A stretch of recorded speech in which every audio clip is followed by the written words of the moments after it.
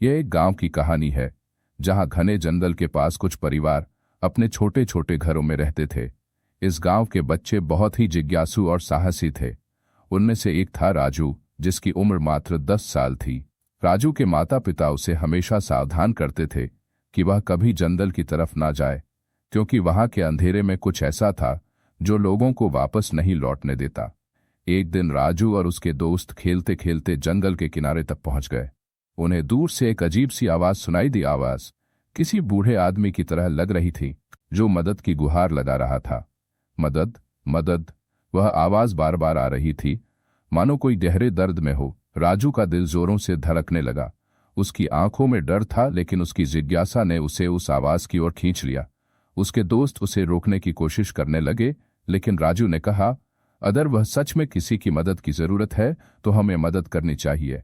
राजू और उसके दोस्तों ने हिम्मत कर आवाज की दिशा में चलना शुरू किया। जैसे जैसे वे आगे बढ़ते गए, जंगल घना और अंधेरा होता गया। अचानक हवा तेज चलने लगी और पेड़ों की शाखाएं अजीब अजीब आकृतियां बनाने लगीं। ऐसा लग रहा था मानो पूरा जंगल जिंदा हो गया हो। जंगल के भीतर एक छोटी सी झोपड़ी दिखाई दी जो घने पेड़ों के बीच छिपी हुई थी। झोपड़ी के दरवाजे पर एक बूढ़ा आदमी बैठा था जो बहुत ही कमजोर और थका हुआ लग रहा था। उसने कांपते हुए हाथों से राजू को इशारा किया और धीरे से कहा, बेटा, तुम ही मेरी आखिरी उम्मीद हो। राजू डर के मारे पीछे हटने लगा, लेकिन बूढ़े आदमी की आंखों में कुछ ऐसा था जो उसे वहीं रुकने पर मजबूर कर रहा था। उसने कहा, कौन हो आप और हमें क्यों बुलाया? बूढ़े आदमी ने भारी सांस लेते हुए कहा, मैं इस जंगल का रखवाला हूं। कई सालों से मैं इस जंगल की रक्षा कर रहा हूं, लेकिन अब मेरे पास समय बहुत कम है। इस जंगल में एक खौफनाक रहस्य छिपा है जिसे अगर जल्द ही नहीं सुलझाया गया तो ये जंगल हमेशा के लिए तबाह हो जाएगा। राजू और उसके दोस्त ध्यान से बूढ़े आदमी की बात सुन रहे थे। बूढ़े आदमी ने आगे कहा, इस जंगल के भीतर एक बहुत ही पुरानी और रहस्यमयी गुफा है। उस गुफा में एक ताकतवर जादू छिपा हुआ है जो किसी बुरी आत्मा के हाथ लग गया है। अगर वह आत्मा पूरी तरह जाग गई तो वह इस पूरे गांव को निगल जाएगी। बूढ़े आदमी की बात सुनकर राजू और उसके दोस्तों के रोंगटे खड़े हो गए। उन्होंने बूढ़े आदमी से पूछा, हम क्या कर सकते हैं? बूढ़े आदमी ने एक पुराना नक्शा निकाला और राजू के हाथों में दिया।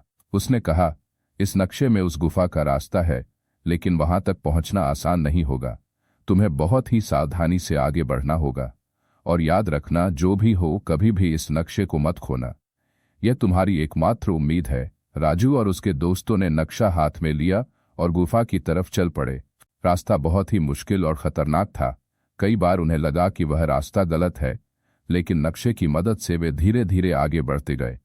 जैसे ही वे गुफा के करीब पहुंचे, एक ठंडी हवा का झोंका उनके पास से गुजरा। गुफा के द्वार पर एक अजीब सी चमक थी, मानो वह उन्हें अपने अंदर खींच रही हो। गुफा के अंदर घुप अंधेरा था। हर कदम पर उनका दिल तेजी से धड़कने लगा। गुफा के अंदर का रास्ता टेढ़ा मेढ़ा था और दीवारों पर अजीब अजीब आकृतियां बनी हुई थीं। अचानक उन्हें किसी चीज का एहसास हुआ। एक परछाई, बहुत ही डरावनी और भयानक परछाई, वह धीरे धीरे उनकी तरफ बढ़ने लगी। राजू के दोस्त डर के मारे कांपने लगे, लेकिन राजू ने हिम्मत जुटाई और बोला, हमें इस परछाई से डरना नहीं चाहिए। यह हमारी हिम्मत की परीक्षा ले रही है। हमें इसके सामने डट कर खड़ा रहना होगा। राजू ने नक्शे को अच्छे से देखा और पाया कि गुफा के अंदर एक खास जगह पर उन्हें जाना होगा, जहां वह जादुई शक्ति छिपी हुई थी। जैसे ही वे उस जगह पर पहुंचे, वहां एक बड़ा सा पत्थर रखा था। राजू ने अपने दोस्तों के साथ मिलकर उस पत्थर को हटाने की कोशिश की, लेकिन वह बहुत भारी था। अचानक पत्थर के नीचे से एक चमकती हुई रोशनी निकली और साथ ही एक जोरदार धमाका हुआ। सबकी आंखों के सामने अंधेरा छा गया। जब उन्होंने अपनी आंखें खोलीं तो वे खुद को एक अलग ही दुनिया में पाए। वहां चारों ओर अजीब अजीब जीव थे और एक बहुत ही डरावनी आत्मा उनके सामने खड़ी थी। राजू ने अपनी पूरी हिम्मत जुटाई और उस आत्मा से कहा, तुम्हारी ताकत चाहे कितनी भी बड़ी हो, लेकिन हम तुम्हारे सामने हार नहीं मानेंगे। आत्मा ने जोर से हंसते हुए कहा, तुम छोटे बच्चे मेरा क्या बिगाड़ सकते हो? मैं इस जंगल और इस गांव को निगल जाऊंगी। तभी राजू के हाथ में नक्शे से निकलकर एक चमकता हुआ तीर बन गया। राजू को समझ आ गया कि यही वह ताकत है जिसे वह खोज रहे थे। उसने वह तीर उठाया और पूरी ताकत से उस आत्मा की तरफ फेंका। जैसे ही तीर आत्मा से टकराया, आत्मा जोर से चिल्लाई और धीरे धीरे गायब हो गई। वहां की सारी अजीब जीव भी गायब हो गए और गुफा की दीवारें भी धीरे धीरे गायब होने लगीं। राजू और उसके दोस्तों ने राहत की सांस ली। वे वापस अपने गांव की ओर चल पड़े। जब वे गांव पहुंचे तो देखा कि वहां का पूरा माहौल बदल चुका था। लोग खुश और शांतिपूर्ण थे। राजू और उसके दोस्तों ने बूढ़े आदमी को खोजा, लेकिन वह कहीं नहीं मिला। लगता था जैसे उसका काम खत्म हो चुका था। गांव के लोग राजू और उसके दोस्तों की हिम्मत की कहानियां सुनते सुनाते उन्हें गांव के नायकों के रूप में मानने लगे। राजू ने समझा कि असली ताकत बाहरी नहीं बल्कि अंदर की हिम्मत और निडरता में होती है। उस दिन से राजू और उसके दोस्तों ने यह तय किया कि वे हमेशा अपने गांव की रक्षा करेंगे और कभी भी किसी भी तरह की बुरी ताकतों से डरेंगे नहीं। और इस तरह वह छोटा सा गांव हमेशा के लिए सुरक्षित हो गया।